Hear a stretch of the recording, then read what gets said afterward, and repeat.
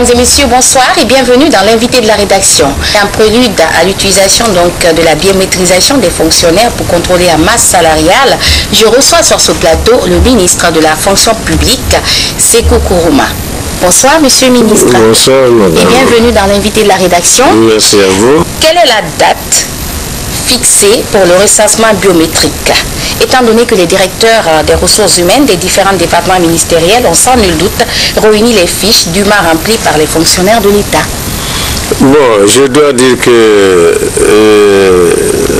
le recensement biométrique, c'est une opération, c'est un processus qui a déjà commencé à partir de la phase préparatoire, en passant par la phase de recensement, la phase d'identification, la phase de traitement des données et la phase de mise en place du site central. Alors, si vous voulez, nous sommes maintenant à la phase préparatoire. Et vous avez parlé de fiches de recensement qui sont distribuées effectivement à travers les DRH. Alors, la prochaine étape va être la centralisation de ces fiches au niveau du site central ici, et ensuite la descente sur le terrain des équipes de travail pour aller identifier physiquement les agents à leur poste, prendre leur empreinte digitale, les photos et la numérisation ou la digitalisation de la signature. Alors, il y a combien d'agents qui vont être sur le terrain pour ce recensement? Bon, on va mobiliser des équipes de 5 personnes dans toutes les préfectures du pays, les communes et les départements ministériels. Donc, ça va mobiliser près de 200 personnes. Et ce sont des fonctionnaires qui sont mobilisés pour faire ce travail. Quelle est la catégorie, quel est le public cible qui a été recruté pour effectuer ce recensement biométrique? Bon, si vous voulez, nous avons d'abord les organes de pilotage de cette opération au niveau central, mais également des cellules de coordination au niveau de chaque ministère, au niveau des préfectures, au niveau des communes et au niveau des régions administratives. Maintenant, il y aura des équipes opérationnelles qui vont descendre sur le terrain. Et ces équipes-là comprennent à la fois les éléments de l'opérateur qui a eu le marché et aussi des fonctionnaires qui seront constitués des contrôleurs, n'est-ce pas, qu'on appelle les contrôleurs administratifs. Recrutés sur quelle base?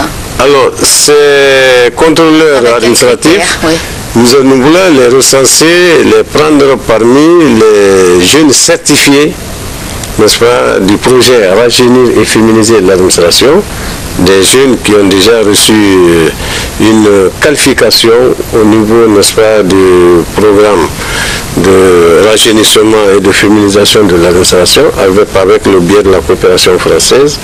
Donc, ces jeunes qui ont un intérêt aujourd'hui à ce que, n'est-ce pas, cette opération réussisse, seront responsabilisés dans le contrôle de l'opération. Des jeunes censés être neutres?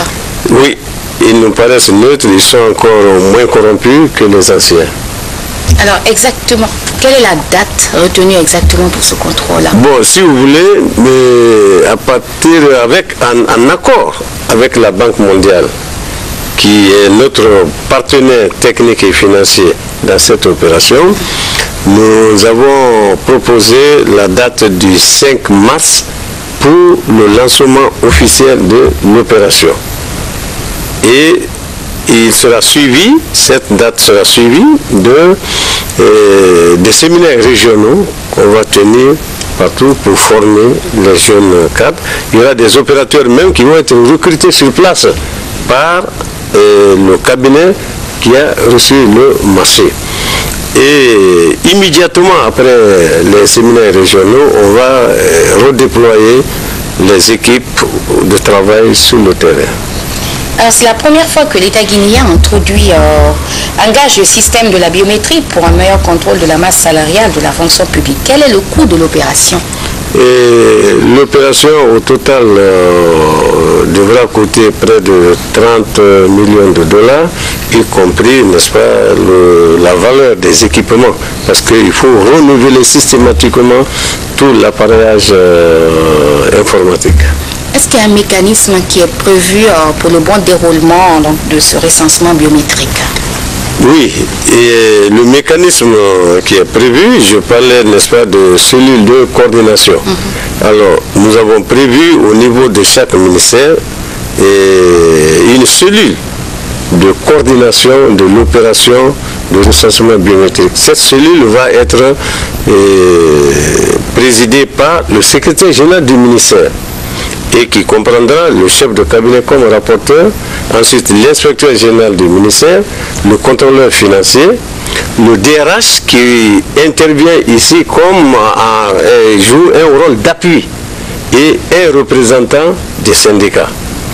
Au niveau, n'est-ce pas, des préfectures, c'est le secrétaire général chargé des affaires administratives qui va présider la cellule de coordination, avec comme rapporteur le secrétaire général, pardon, le directeur préfectoral de l'économie et des finances, comprenant également le chef de SAF et le DRH de la préfecture qui intervient en appui, parce que c'est lui le détenteur des dossiers des fonctionnaires.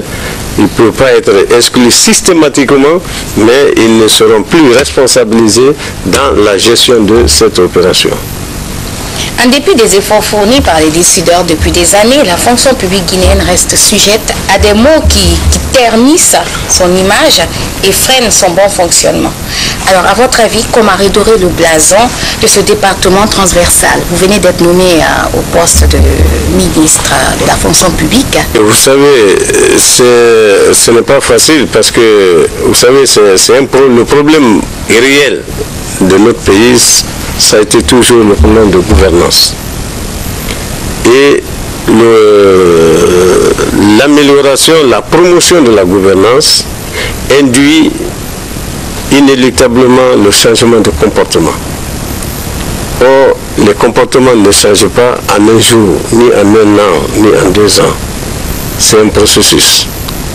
Alors, ce faisant, nous sommes en train de mettre les bases avec la mise en place des instruments, des outils, des supports qui feront en sorte que le fonctionnaire guinéen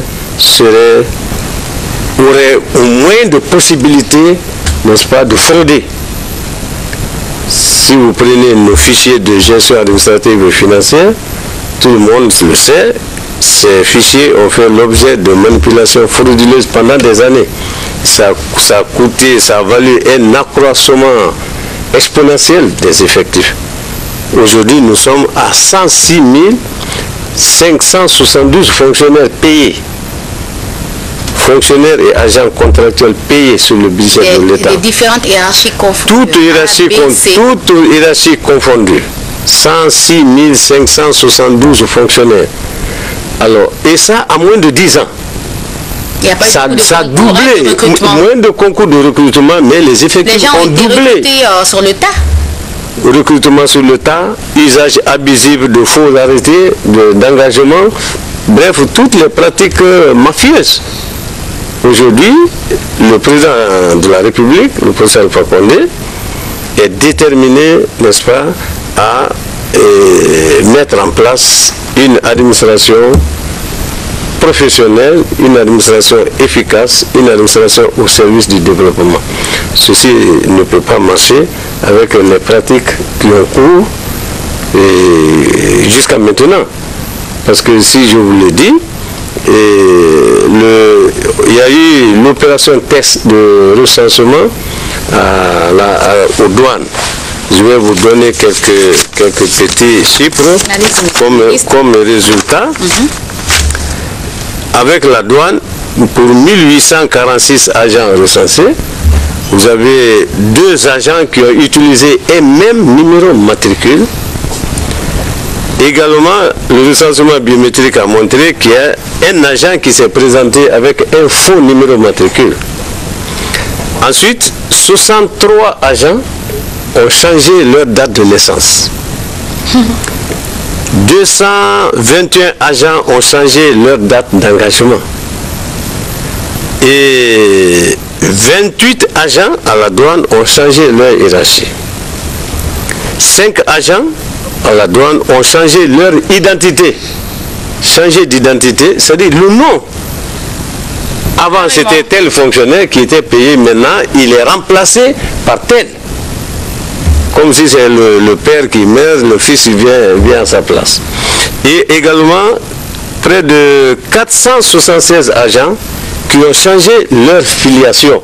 Ça, c'est rien. Soit c'est le nom du père qui change, ou c'est le prénom de la maman qui change. Donc ça, c'est le recensement biométrique. Rien qu'à la douane. Rien qu'à la douane. Oui. Et c'était une opération test. Dieu seul sait ce que ça va donner avec l'élargissement de cette opération à tous les niveaux de notre administration. Oui, mais malgré les différentes opérations effectuées pour assainir le fichier de la fonction publique, les fictifs, les doublons, les décédés, les abandons de poste, les fonctionnaires en disponibilité, les retraités ou encore ceux qui sont en détachement perçoivent des salaires. Comment expliquez-vous cet état de fait? Oui, vous avez raison.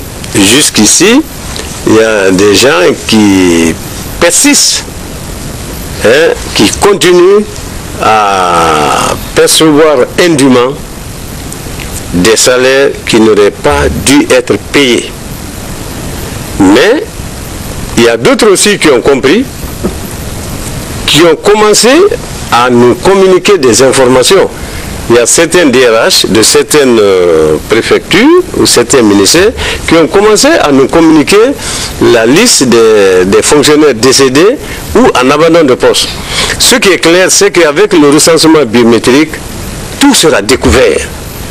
C'est un long processus.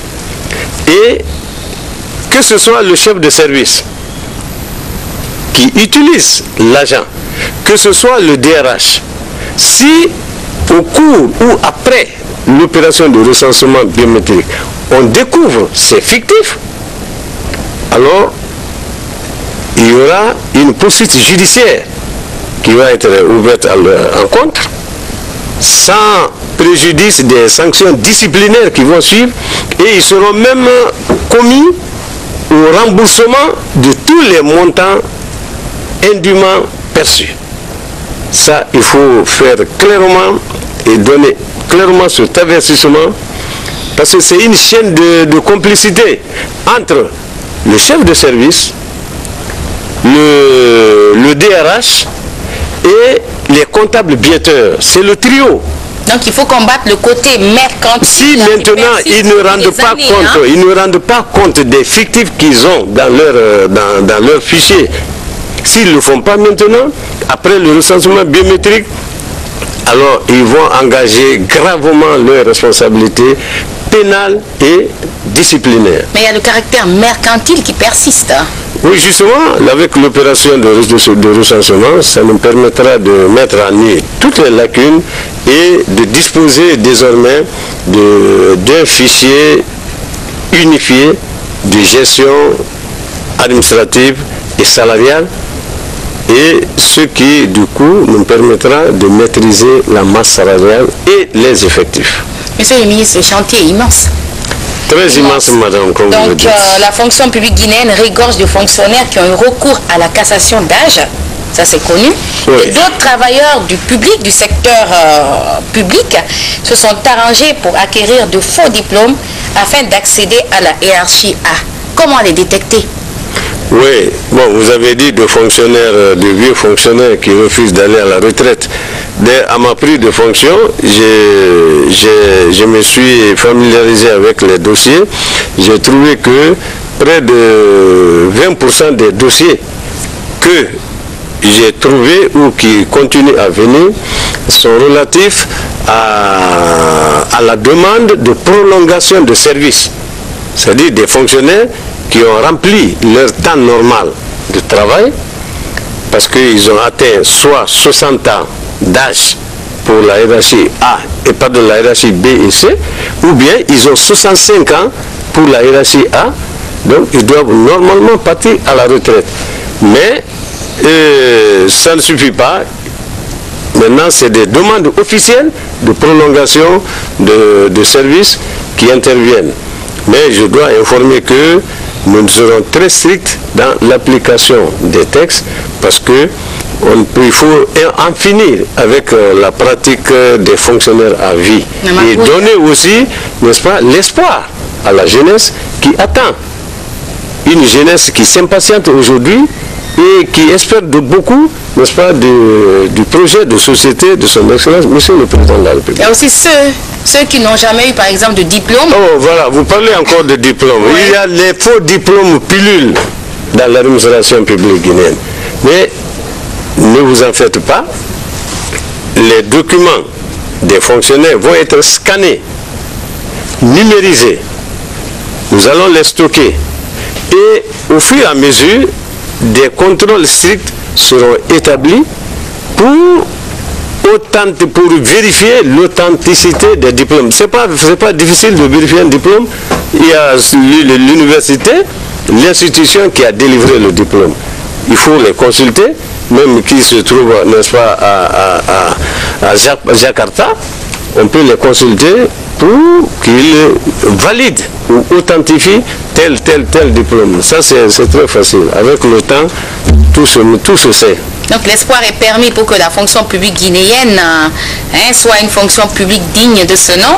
À quoi peut-on s'attendre après le recensement biométrique? Quelles sont les retombées?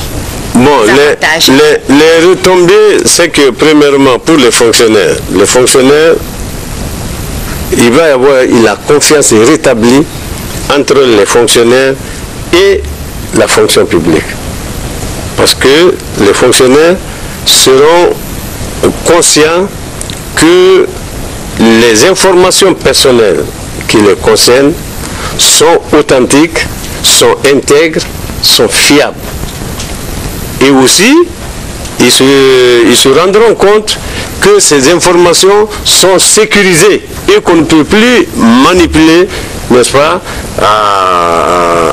comme on le veut, n'est-ce pas, les informations.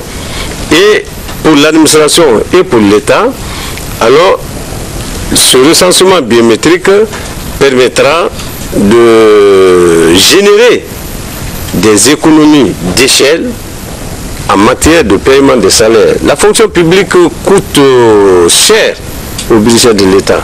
Le coût de fonctionnement, rien que les rémunérations, c'est dans les 40% du budget. Budget national. Du budget national. Alors si au moins ce montant-là était dûment payé pour le travail fait et bien fait, là, ça peut booster le développement du pays. Mais malheureusement, c'est des fonds perdus qu'il faut récupérer. Donc, maîtriser la masse salariale, maîtriser les effectifs et définir un plan de carrière pour les fonctionnaires. Est-ce que vous pensez que ce recensement va réussir à 100%? J'ai grand espoir que ce recensement va réussir. Et il faut qu'il réussisse. Nous en avons les moyens. Nous avons l'appui de la Banque mondiale pour financer. Donc les ressources sont là. Déjà, les outils, les machines sont aussi là. On est en train de configurer ces machines-là. Donc rien ne peut empêcher, n'est-ce pas, la réussite, le succès de cette opération. Vous avez été haut-commissaire à la réforme de l'État et maintenant vous êtes ministre de la fonction publique.